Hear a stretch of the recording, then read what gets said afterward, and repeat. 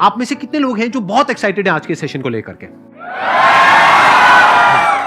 तो अब मैं जैसे ही आपको नाम बताऊंगा उनका, जो हमारे आज के गेस्ट हैं, तो आपका जो एक्साइटमेंट लेवल है वो और बढ़ जाएगा।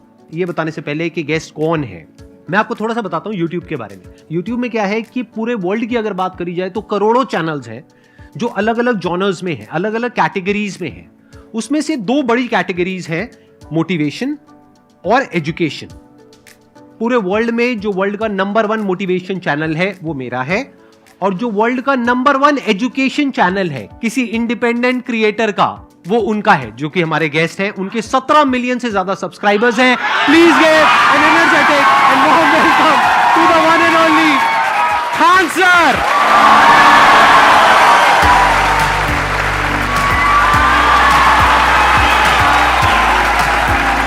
क्या हाल चाल जी, कैसे हैं आप?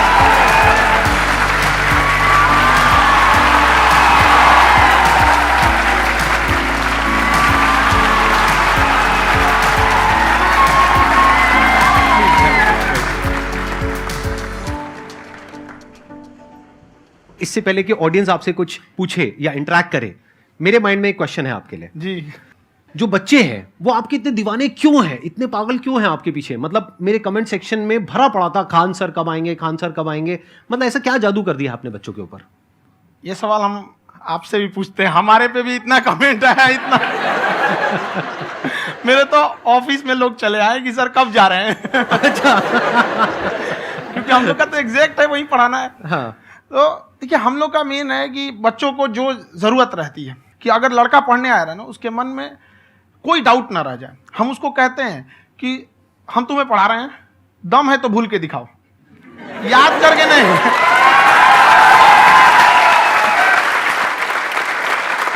प्लस आप जिस प्राइस पॉइंट पे पढ़ा रहे हैं, आई थिंक वो सबसे कम है, वो बहुत ही कम है। सर ये जो फीस का कल्चर है, ये हमारा इंडियन कल्चर नहीं है। हमारा इंडियन कल्चर गुरु दक्षिणा है, उस हिसाब से वो सही है। ऑक्सीजन जैसे जिंदगी के लिए जरूरी है, वैसे एजुकेशन जरूरी है। कोई ये नहीं कह सकता है कि पैसे की वजह से वो खान सर के यहां से लौट गया। क्या बात है।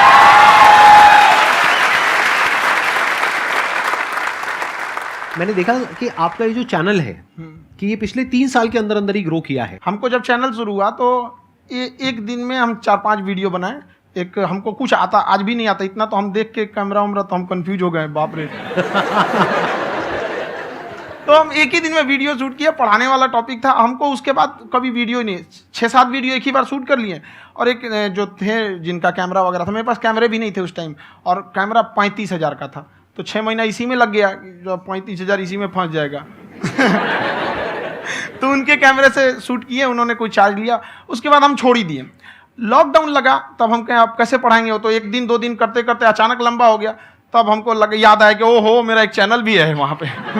तो उस समय उस पर लगभग 30,000 सब्सक्राइबर हो चुके थे।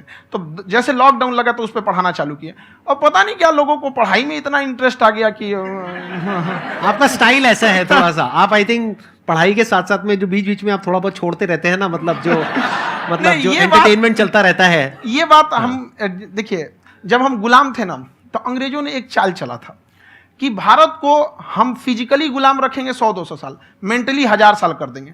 उन्होंने पढ़ाई का मॉडल चेंज कर दिया। उन्होंने ऐसा डिजाइन किया कि ये टीचर की रिस्पॉन्सिबिलिटी है, वो पढ़ा के चला जाए। टीचर की रिस्पॉन्सिबिलिटी यहाँ खत्म नहीं हो जाती है। पढ़ाना तो कोई भी पढ़ा सकता है, टीचर की इससे बड़ी रिस्पॉन्सिबिलिटी होती है उसे समझाना। वो समझा कि नहीं समझा। अगर लड़का आपके समझाने के बाद डाउट रह गया तो ये आपकी गलती है। लड़का हमसे पूछता है, सर इतनी भीड़ है आपके पास, तो कहे सर डाउट कैसे पूछेंगे? हम कह रहे यार तुम्हारा डाउट बचेगा तब ना पूछेगा तुम डाउट यहाँ पे।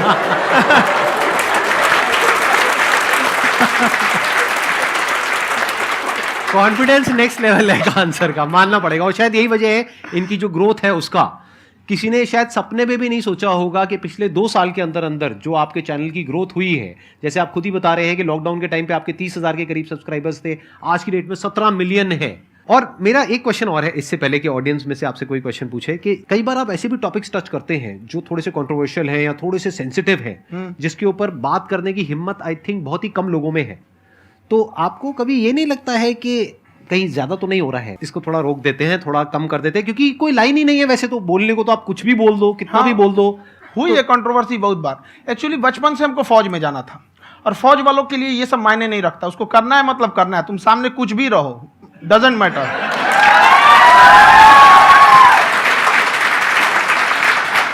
और मैंने YouTube पे देखा कुछ वीडियोस में कि आपका जो इंस्टीट्यूट है वहां पर आज से कुछ साल पहले कुछ बम गिरे थे। हाँ, कुछ गिरे थे, कुछ तो बहुत सॉलिड जगह गिरा था, फटा नहीं वो।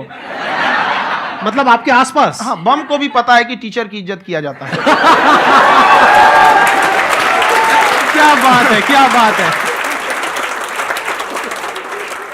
मैं समझ पा रहा हूं कि ये आपके अंदर जो एटीट्यूड है ये कहां से आ रहा है, क्योंकि आप बचपन से ही फौज में जाना चाहते थे, तो आप जंग के मैदान में ही खड़े हैं एक तरीके से। बस फर्क ये है कि आपके हाथ में कलम है, हथियार ना हो करके। हथियार से एक आदमी की जान जा सकती है, हाँ। कलम से बहुत ताकत होता है। शिक्षा एक ऐसा हथियार है ना, हर कुरीतियों से लड़ सकता है, हर तरह की समस्याओं से। और ये एक ऐसा हथियार है, मेटल डिटेक्टर में भी नहीं पकड़ाता है।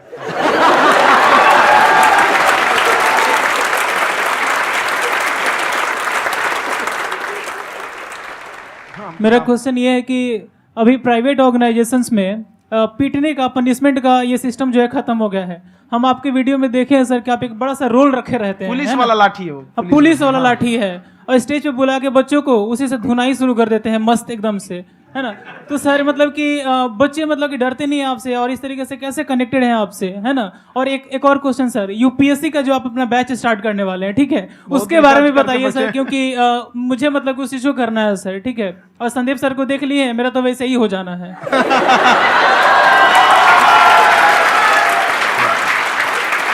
क्या हो जाना है? मेरा पूरा कंप्लीट करो। I'll be an IAS officer next year because I have seen you, sir. My day is like complete, sir. All the best. Thank you so much, sir. Thank you. पूरा बोला करो। हाँ। Thank you. देखिए, लड़कों को जहां तक पीटने की बात है, जब पढ़ाने की बात आएगी तो उसको हम पूरे बेहतरीन ढंग से पढ़ाएंगे। लेकिन जब सजा देने की बात आएगी ना, तो वो भी बेहतरीन ढंग से होगा। ऐसा थोड़ी होगा कि बस एक ही चीज बेहतरीन ढंग से होगा। और डर का होना बहुत जरूरी है। ये डर भी अपने आप में एक मोटिवेशन है, क्योंकि जब आपके अंदर एक थोड़ा सा डर रहे ना, तो डर के भागिए मत। एक ऐसा डर जिसको आप लगे कि नहीं नहीं थोड़ा सा और करने की जरूरत है, फिर तो ये हम इसको क्रॉस कर जाएंगे यहाँ पर। तो लड़कों के अंदर ये डर बनाना भी जरूरी रहता है।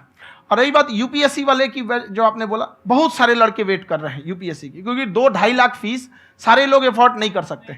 और हमारा वही रहता है, हम तो ज्यादातर हमारे स्टूडेंट देखेंगे तो किसी के रिक्शा वाला, सब्जी वाला, यही लोग, इनको तो 2.5 लाख रुपया, इनके पास पूरी संपत्ति नहीं होती है, फीस कहाँ से भरेंगे वहां पे, उसके बाद रहेंगे कहाँ से?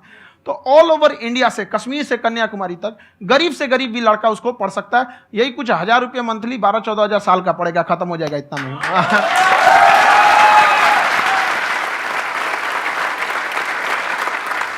ये जो डंडे वाली बात इन्होंने कही, ये सच है? मतलब आप हाँ, सच में एक डंडा रखते हो पुलिस का ही है वो, और मारते हो? हाँ। कि मतलब अगर कोई लड़की छेड़ता है या ऐसा कोई भी उल्टा नहीं, पुल्टा काम पढ़ाई करता लिखाई है, कुछ भी गलती करेंगे तो पिटाएंगे वो यहाँ पे, कैमरे पे, ऑन कैमरा, जैसा भी रहे, कुछ भी पिटाना तो उनको फिक्स है। एक तो कोई मतलब विधायक जी थे, उनके लड़का को पीट दिए, तो चला है दल बल लेके अपना वहां पे। उसने घर पे नहीं बताया था कि सर ने पीटा है, बस बोल दिया कोचिंग में पीटा है। बाद में पता चला हम पीटे हैं, तो उसके पिताजी मेरे सामने और पीटे।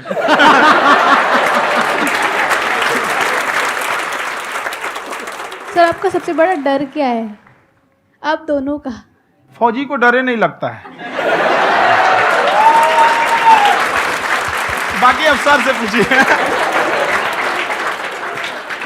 आज के सेशन से पहले कोई डर नहीं था, लेकिन अब मुझे इनकी डंडे वाली कहानियां सुन करके डर लग रहा है कि कहीं मैंने गलती से कुछ बोल दिया अरे ऐसा और नहीं, इन्होंने कहीं पीछे कुछ रखा हुआ है, और यहीं आ करके अगर इन्होंने मेरी पिटाई कर दी तो बहुत बुरा हो जाएगा। तो इसलिए हमको थोड़ा डर लग रहा है।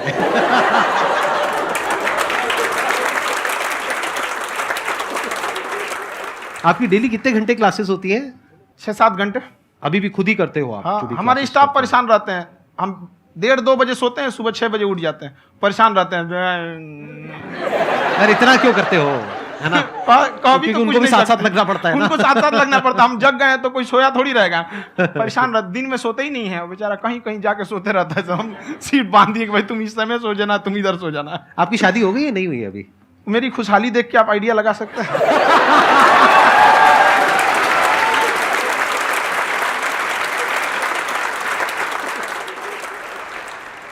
First of all I would like to say sir thank you so much to you and to your team कि आपने मुझे यहाँ आने का मौका दिया।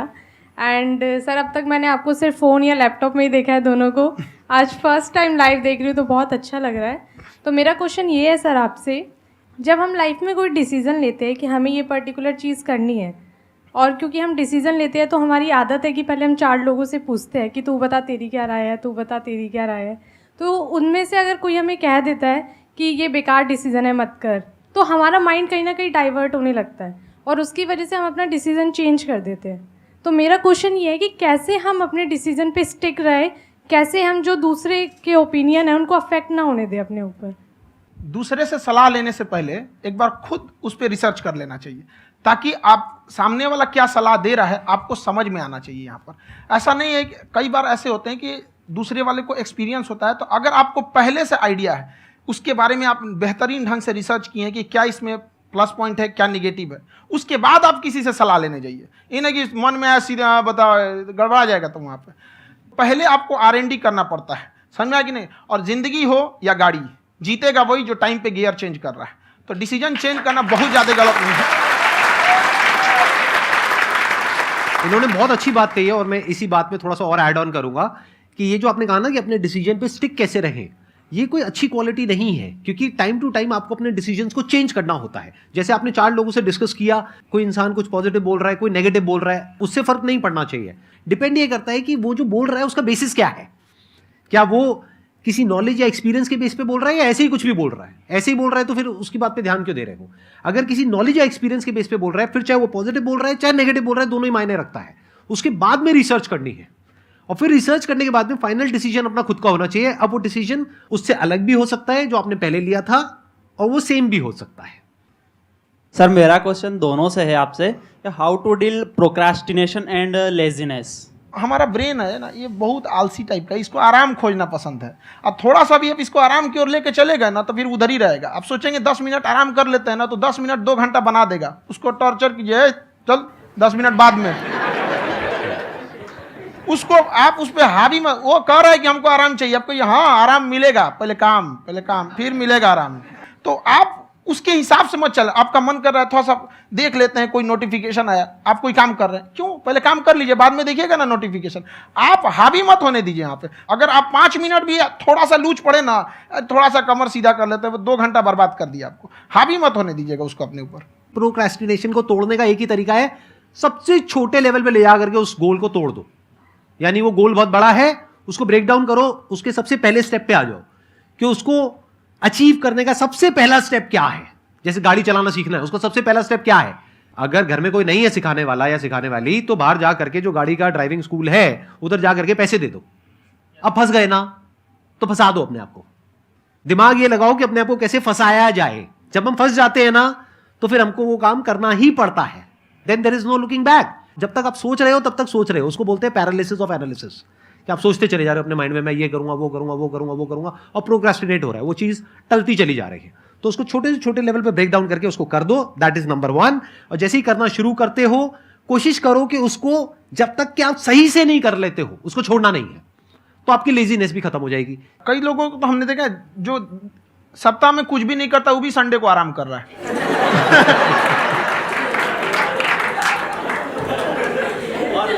वैसे कहा भी जाता है कि अगर कोई काम आपको करवाना है ना तो ऐसे किसी इंसान को दो जो बिजी है। हाँ। ऐसे आदमी को मत दो जो खाली है। ये परफेक्ट एग्जाम। किसी को भी आप देखिएगा जिसको आप कहते हैं कि मतलब थोड़ा ठीक ठाक आप समझते हैं कि नहीं ये बहुत आगे निकल, वो एक काम को खत्म करने के बाद कभी आराम नहीं करेगा। एक काम खत्म हुआ उसको लगेगा हाँ एक खत्म हो गया, अब दूसरा करना चाहिए। और वही जिसको देखिएगा एक खत्म हो गया और आराम करना चाहिए, कभी नहीं, लाइफ में आखिरी सांस तक। सर यहाँ पे सब हिंदी में पूछते हैं, इंग्लिश में पूछते हैं, मैं भोजपुरी में पूछूं? जौन भाषा ठीक लगे तोने में पूछ दो। हाँ सर।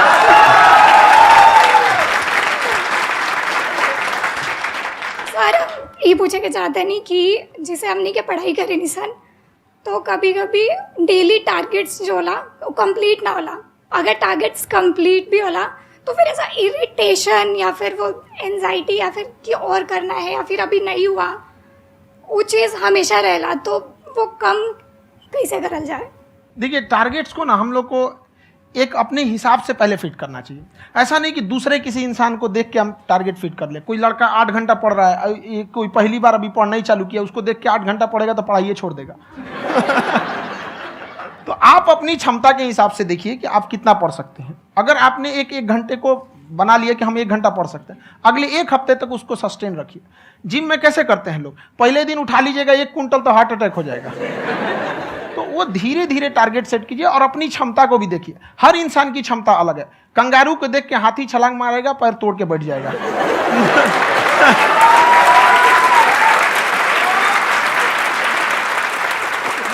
अब संदीप सर का मोटिवेशन देख के इसका मतलब क्या कि ट्रेन के आगे खड़ा हो जाएंगे, ढकेल देंगे तुमको। हालांकि ऐसा कर देते हैं, लेकिन ऐसा करिएगा लोग नहीं, क्षमता पता होना चाहिए। आपके अंदर एंजाइटी हो रही है कि मैंने कर तो लिया है। आप ये नहीं कह रहे कि मैंने कुछ भी नहीं किया है फिर मेरे को एंजाइटी हो रही है। आप ये कह रहे हो मैंने काफी कुछ कर लिया है फिर भी एंजाइटी हो रही है कि कहीं कुछ छूट तो नहीं गया है। तो बेसिकली आपको ये देखना है कि अगर आपके अंदर ये एंजाइटी हो रही है, that means you are a very good student. आप एक अच्छे स्टूडेंट हो। क्यों? क्योंकि बहुत सारे स्टूडेंट्स तो ऐसे हैं उनको पढ़ने के नाम से एंजाइटी होती है। तो आपको एंजाइटी हो रही है कि मैंने पढ़ लिया, दिन में मानो 8 घंटे का आपने टारगेट सेट किया और 6 घंटे पढ़ लिया, या मान लो 8 घंटे भी पढ़ लिया, फिर भी एंजाइटी हो रही है कि मैंने 10 घंटे नहीं पढ़ा।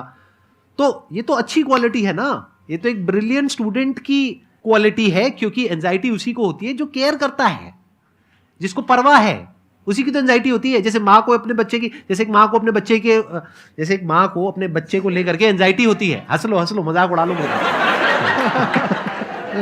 कोई बात नहीं, एडिट कर देंगे इसको हम। हाँ।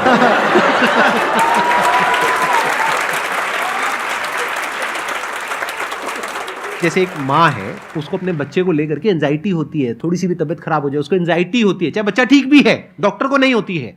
क्यों? क्योंकि माँ को उस बच्चे से प्यार है। तो दैट मीन्स कि आप अपनी पढ़ाई को लेकर के सीरियस हो, इस वजह से आपके अंदर एंजाइटी हो रही है, विच इज नॉर्मल। जहां पर प्यार मोहब्बत होती है वहां पर थोड़ी बहुत एंजाइटी तो होती ही है ना। समझ रहे हो ना मैं क्या कहना चाह रहा हूं? आप लोग समझ रहे हो ना मैं कहां जा रहा हूं? जब वो किसी और से बात करती है तो एंजाइटी होती है ना।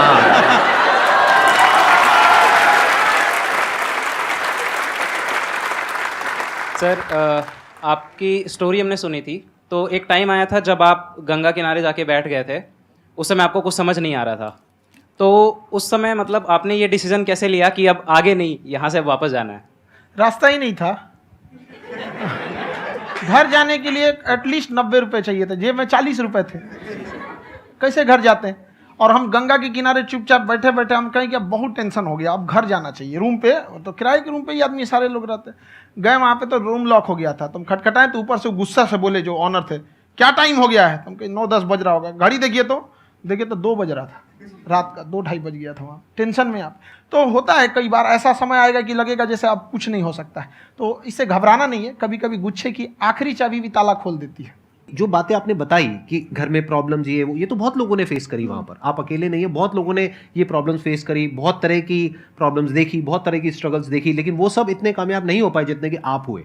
तो आपके अंदर ऐसा कुछ ना कुछ है जो औरों के अंदर नहीं है। तो वो मैं जानना चाह रहा हूं कि वो ऐसा क्या था जहां से कि आपका दिमाग यहां तक सोच पा रहा है कि मैं पूरे इंडिया में इतने बड़े लेवल का चेंज लेकर के आ सकता हूं, एजुकेशन फील्ड में रेवोल्यूशन लेकर के आ सकता हूं।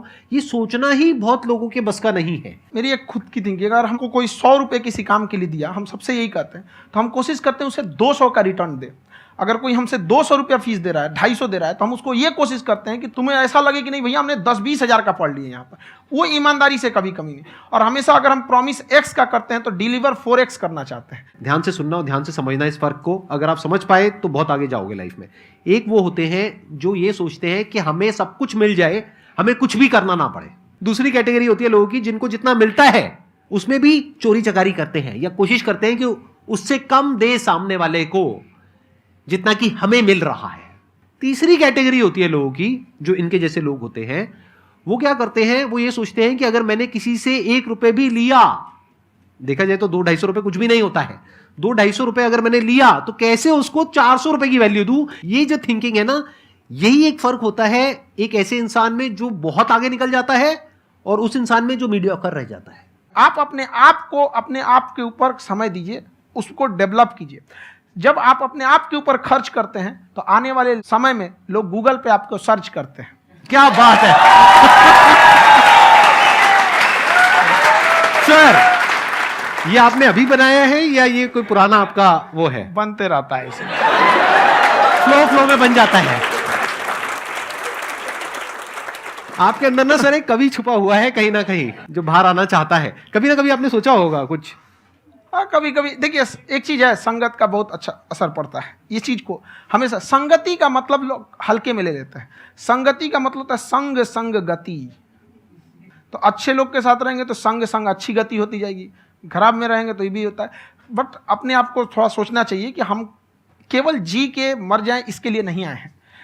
लोग कहते हैं कि सर नाम क्यों नहीं बताते अपना। हमारी एक ही सोच है कि जाने के बाद इस दुनिया से हमको मतलब एक चीज देना चाहते हैं स्टूडेंट्स को, कि वो याद करें कि इस पैसे की भाग दौड़ की दुनिया में हर कोई दोनों हाथ से लूटने में लगा है, खाली हाथ जाने के लिए ये सबको लगा है। तो हर कोई को ये सोचना चाहिए कि था कोई इंसान जो इतने कम फीस में इतनी शिक्षा जो महंगी थी, जो कमाने का रास्ता था, उसको भी एकदम कंपटीशन इतना कर दिया कि अब लोगों को अपनी फीस बढ़ाने में डर लगता है कि अरे यार, लड़का कमेंट करता है कि खान सर इतना ले रहे हैं, आप बहुत बड़ा टीचर हो गए।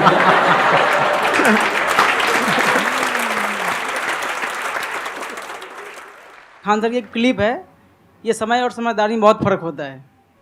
अगर समय रहते समझदारी आ गई तो इंसान कामयाब हो गया, लेकिन अगर समय चला गया फिर समझदारी आई, फिर तो बेकार है।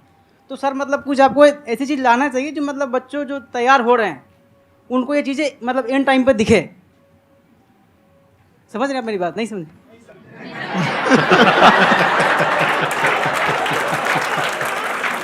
यही होता है सर, सर का मोटिवेशन ज्यादा हो जाता है। जब आप स्ट्रगलिंग फेज में हैं तो कम से कम चीजों को अपने ऊपर खर्च कीजिए, ज्यादा से ज्यादा सीखने में खर्च कीजिए। अगर आपको राजा बनने का शौक है तो गुलाम की तरह मेहनत करना सीखिए, तब राजा बनेंगे।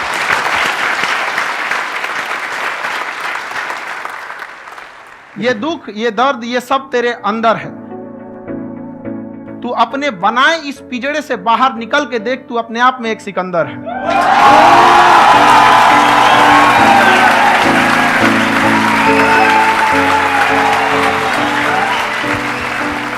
Thank you so much sir for coming. बहुत मजा आया मेरे को आपके साथ में इंटरेक्ट करके। आई एम श्योर आप लोगों को भी बहुत मजा आया होगा।